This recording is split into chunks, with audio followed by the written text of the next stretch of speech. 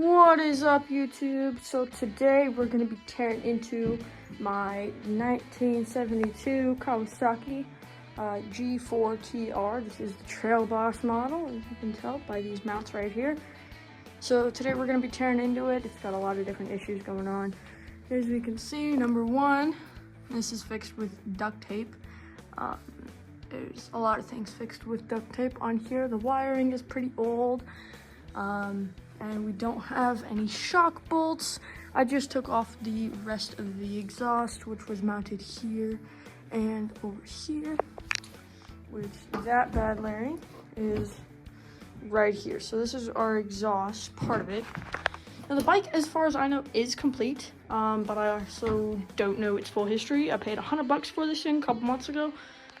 And now I'm finally in a position where I can start tearing into it. Let's talk game plan for this guy. So I already started by taking off the exhaust, so things would be a little bit easier to see, so you can get a hold of what we're working with. There's definitely some evidence that this thing was dropped before. We've got quite a big dent here in the gas tank. This edge of the handle is messed up, and then you could tell it was definitely dropped in gear, so there's some damage there. Along the side of the clutch, which this thing does have a problem with. It likes to stay in gear, which is interesting. So we're going to be cracking into the transmission for sure. Got a lot of extra wiring going on. Some of this, you can tell, is definitely newer. Looks like there were some aftermarket goodies going on here. And moving into the back of the bike here, as you can see, we are missing the rear fender. I have a replacement, but it's not the right one. Came with the bike. I'm not going to complain. I'm just not going to use it. And then, so we have the rear shock back here, which is actually fairly new. We're just missing a bolt, so that'll be the easiest fix on this thing. Then we've got chain is still pretty good and tight, so that's a good sign. Basically, it's an old bike. It's been through a lot. It's definitely got some problems. So up here, our clutch feels pretty stiff. Got a pretty stiff clutch on this guy, which I'm not a big fan of, but it's probably part of the reason why it's staying in gear. Got our headlight switch, which I have no idea works. Looks like we got some turn signals and whatever this is. I believe this looks like it does something. I don't know. I don't know what that does. I don't know anything about this thing. And then over here, we've got our brake, which is currently wedged on this 2x4, but it is really stiff here, as you can see. So we need to do some investigating in that. The good news is that this is all hydraulic. Does need a lot of work, though. And we've also got some condensation happening here inside this pedometer, but I'll put a picture on screen of what this looked like, just so you guys can see. If anybody knows if this is in hours or miles, that would be amazing. And we've got what looks to be a fork lock here, which I do not have the key for, neutral, flash, or beam. I don't know what that does. This piece is definitely aftermarket. It sticks out like a sore thumb. And then moving on to the front, we've got a little guardian belt on there, which I think is just so precious. All this looks like it's in pretty good shape. I don't love the plastic fender, so it's got a purpose. I just don't love it. And then moving on to the back here, we can't see it very well, but pretty much same story as right side. Now, the main thing with this, which we're going to start on, is taking off this seat. It looks like it's just one little 10mm down here. And then we're also going to be taking off the oil mixer, just because it's from 1972. This is a really new system back then.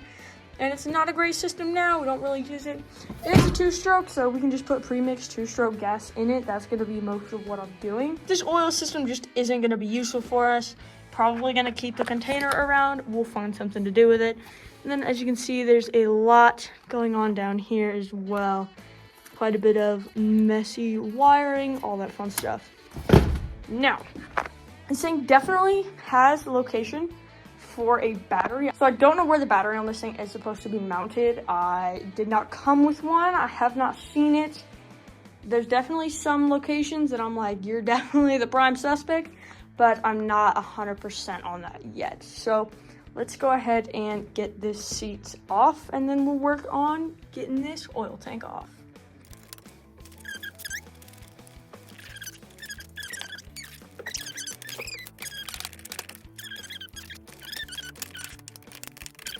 Alrighty, so now we have the seat off. We're gonna go ahead and leave that smaller strap on. And we're just gonna set this guy down here on the opposite side of the bike. So now we can see everything a lot more clearly. So we're just gonna go ahead and take this oil pickup off. I have some plans for this little section here. We're gonna be mounting a pocket situation to put a tool roll in, just because it is an older bike. We are gonna be taking it out on trails, so we wanna make sure everything is ready to go. So let's go ahead and get this guy off. Looks like it's just gonna be a couple of Phillips head screws. It looks like we have one somewhere, or we don't. So we've just got this guy and this guy, so just two simple bolts.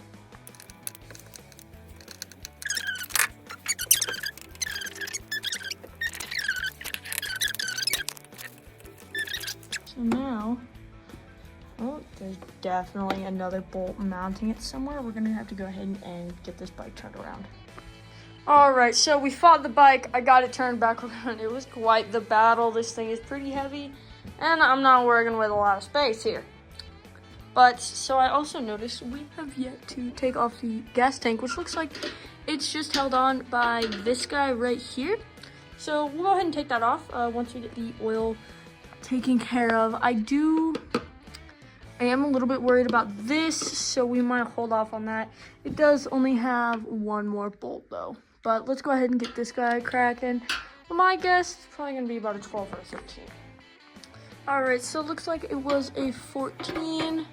Let's go ahead, get this guy off. Oh, looks like I should now. And there we go. That is off. So now we can go ahead and lift the full tank off. That's a good deal. Look at that. Wow. Bike looks almost looks naked now without it. How crazy is that? We've almost got this thing completely tore down. I am seeing a couple of things. I'm not quite sure what that is, so if you know what that is, let me know. We got a couple other things going on. So this is our fuel line here, and I'm not sure what this is, but looks like it's definitely important. Probably needs a good clean. We have our fuel filter right here, which is definitely going to be replaced. That thing looks disgusting. All the new hose clamps and hoses, which all that leads directly into the crank here. So this is our air box right here, which this fix was not done by me, thankfully. But anyways, this is one of the previous owners from years and years ago is the one that did this fix. So we've also got a random, if I'm correct, I'm assuming the battery would go down in here. We've got a lot of aftermarket wiring, so we're gonna have to deal with that. We'll put that off to the side for now. And we've got our oil pickup still. Looks like we can take this off. I'm not exactly sure what it is. Looks like it's connected to this piece here. So we might go ahead and take that off, but I think for now, we're gonna go ahead and get this off and get on with what we're working at with the air box. All right, so I went ahead and took the air box off, and it is not a good sight in there.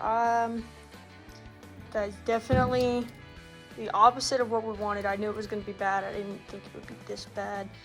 Looks like it's pretty rusted in there. Let's see if we can get a light in there.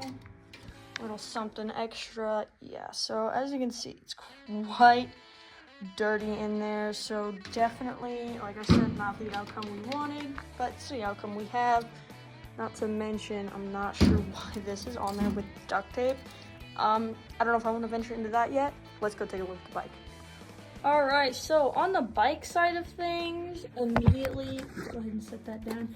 You can tell that this is not good. If you look in there, it is absolutely filthy. It doesn't look like that air box has had a filter in at least as long as I've been alive. So, yeah, that's not any good. It also looks like we are missing a bolt down here, so that's not fun. But that's easily replaceable. Let's go ahead and take these other three off, see if we can get a better picture here. All right, let's see, get this guy off. So, it's definitely not in good shape. Looks like there's been some water in it recently, which is not a good sign. And it's definitely gross in there. Let's get the flash on so you can see. Alright, so getting a better look in here, you can see some of the WD-40 I had to spray, but there's a lot gunk and grime in there. That is not a good sign. So if you look down in there towards where everything actually happens, it's very gross, very gross. So that's probably a good reason why this bike doesn't run. I was told when I bought it that it needs a head gasket, but it's going to need a lot more than that. Which I also just realized I have yet to pull the spark plug on this bad Larry here. So let's see if we can get that guy off real quick. Alright, so we got it off. It's not in bad shape. It's definitely a lot better than what I pulled off of the Suzuki a little bit ago. Still gonna go ahead and replace it, but good to know that this isn't completely ruined. So we'll go ahead and keep that on hand, but for now, not quite sure what we're gonna do next. I feel like we've done enough of that for today, so we're gonna go ahead and cut it here. I hope you all have a good rest of your day. It's been a blast tearing into this bike. Part 2 coming soon. On a side note, I feel it's important to mention, it looks like the previous owner covered the air filter with the top to a tote. Don't be this guy. Please don't be this guy. Never be this guy.